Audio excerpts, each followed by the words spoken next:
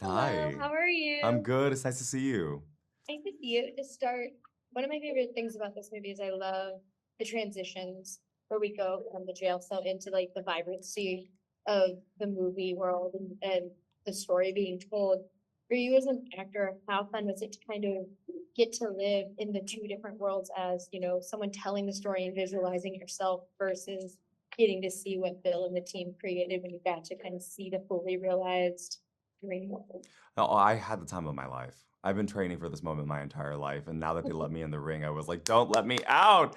No, it was so much fun. I got to tell a 1940s style musical, and prepare for it with some of the best dancers on Broadway, with Jennifer and with Diego. We got to play multiple characters.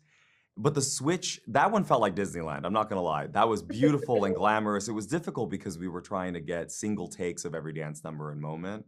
Um, but then we went into the prison cell and we did a two-person play, essentially. And living in that dark reality, we needed the escape. We needed to find some of the levity. And so because we shot the musical first, we were able to connect it because I remembered what we shot. So there was little moments where we were able to like find um, a perfect cut to the movie that I was obsessed with as Molina. Yeah, and I also love, Valina is in a way part of two different love stories because there's obviously the love story that is going on in the real world, but also in the movie. There is the movie world, there's also this love story. And even though that character isn't actually like part of the love triangle, it is all about his own love for this woman. For you, how much, like, how was it kind of dissecting where these characters' love for the other characters fell and how you could explore that with Diego and Jennifer when the time came? Well, so I think that Molina is in their mind Aurora, right? And I don't know how truthful Molina is towards the end of the film in telling that movie because they are almost confessing their love for Valentine within the context of Kiss of the Spider Woman, right? Um, but it was just so fun. I mean, we really got an opportunity to build everything together, and it felt like we were all coming home to work. Like, I don't know how to describe it besides like, it was a joy to like all come, like we were all like in theater camp together. And as a theater kid myself, I feel like I love when we get to see like good movie musicals, Yeah, especially ones like this because it did feel like the old school movie it did, musical that like right? we used to have all the time. Is that fun to get to bring back genres like that in your work and like get to reintroduce people to like our Yeah. love of the movie musical, even though this was a stage musical adapted, it felt like it was, like a Singing in the Rain or something like that. Absolutely. Well, the thing is, like, and it's so funny because, like, we're all living in like, acting is this constant history and this constant legacy, and we're stepping into each other's shoes all the time. So even though Jennifer and I, like, well, Jennifer is like an icon in and of herself, but she's also stepping into moments for like Marilyn's shoes or Cheetah Rivera's shoes. I got to step into William Hurt's shoes and Brent Carver, and then we have Diego stepping into Raul Julia's shoes, and so like it feels as though we're receiving the baton and like bringing dignity to these stories. I love this movie so much, and so thank you for talking with me. Of And I can't course. wait for everyone else to get to see Kiss of the Oh, Spider well, it Woman. makes me so happy that you're a fellow theater nerd. I am a little theater kid, but I love it very Yeah, much. Thank you. my How are pleasure. you? Good. How are you, Rachel? I'm doing great. To start out, I really want to talk to you about the transitions in this movie because I think it is beautiful how you use how vivid the movie world is in comparison to like their real Yeah. situation in the jail cell.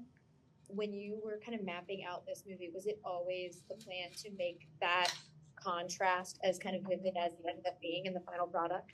Absolutely. That's sort of the one of the basic ideas here that the world of Molina's imagination is absolutely different from the reality that he lives in.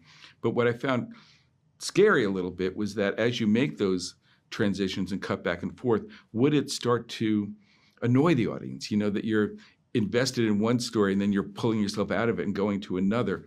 So I think if you watch the movie, you see also that the transitions start to be a little more fluid as the movie progresses, to the point where the Spider Woman makes her way into the prison infirmary, that there's a sense of things are starting to merge a little bit, because the crucial thing about the movie within the movie, even though it is so different visually, is that it is a reflection of what's going on with these two men in the cell.